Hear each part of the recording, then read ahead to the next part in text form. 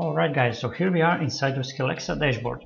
So first off, you have three basically creation options here to choose from: flash briefing skills, podcast skills, and custom interaction skills. I'm going to guide you through this basically sort of backwards. So in the upper right corner you have your options here for profile, changing password, knowledge base, video tutorials, which I do suggest you check out. There are several here because this is probably a new territory for many of you, and integrations, which I will switch to here. So you have your file hosting integration with Amazon S3, which is a storage service from Amazon if you are not familiar with it. And you have your autoresponder integrations. All major autoresponders are included. I would like to see a custom HTML code here to upload and connect any autoresponder, but all major ones are here. And you have user integration, which will be useful later on because you will have to upload some images when you're creating your flash briefing skills or custom interaction skills. So the flash briefing skills, let's start with that one first. You click here and it is separated into two steps. First you enter your skill name, default language, update frequency. So this is how often the feed has new content and how often users can check for new content. So it can be hourly, daily, or weekly. The genre.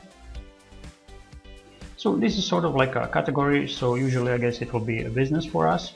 And the subcategory here we can go maybe education or business and finance. I'm gonna go with education and give it a name.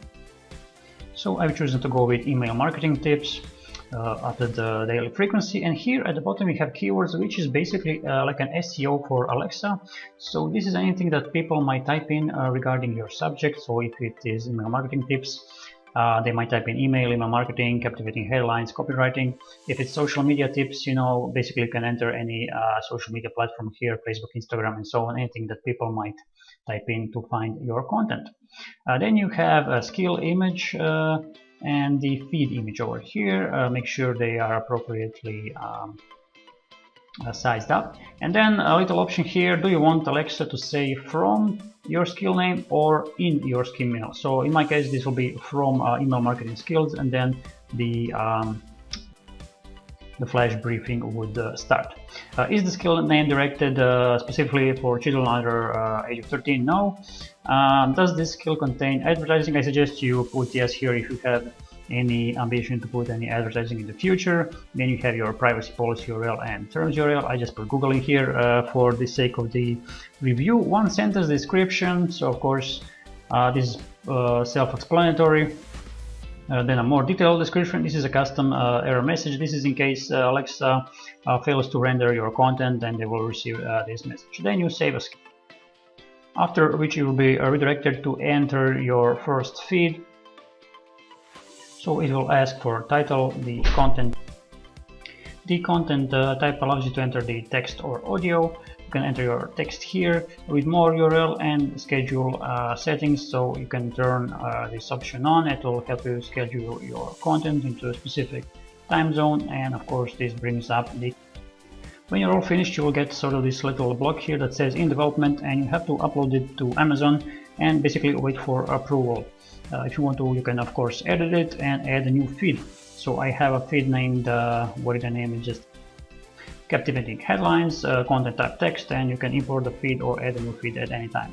So the podcast option over here allows you to basically connect your RSS feed from your podcast if you already have one, for example for iTunes, and that's basically it. You don't have to worry about anything, just connect it with your existing podcast and you're good to go. The custom interaction is a cool feature because it allows for basically a communication between you and Alexa, where you can, for example, say you have a social media marketing podcast, and basically the user, they can do, they can simply say, for example, LinkedIn or Instagram, and the Alexa will skip to that part of the flash briefing, or in this case custom skill.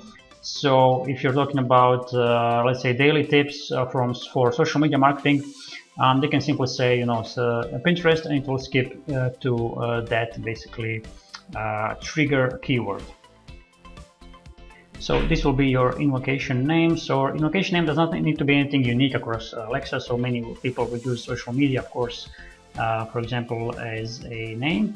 And users will say the skill invocation name to begin an interaction with a particular custom interaction skill. It also allows you to add your keywords, and the next step is basically the same as in Flash briefings. Under My Tools, you have a voice recorder, which is a simple voice recorder where you can record it and then play it back and upload it to your audio library. You have your Amazon S3, which will guide you to your setting up your Amazon S3 storage. And the content generator is a cool tool which allows you to basically copy and paste any website URL, and it will grab the text content from that URL, for example, your WordPress blog.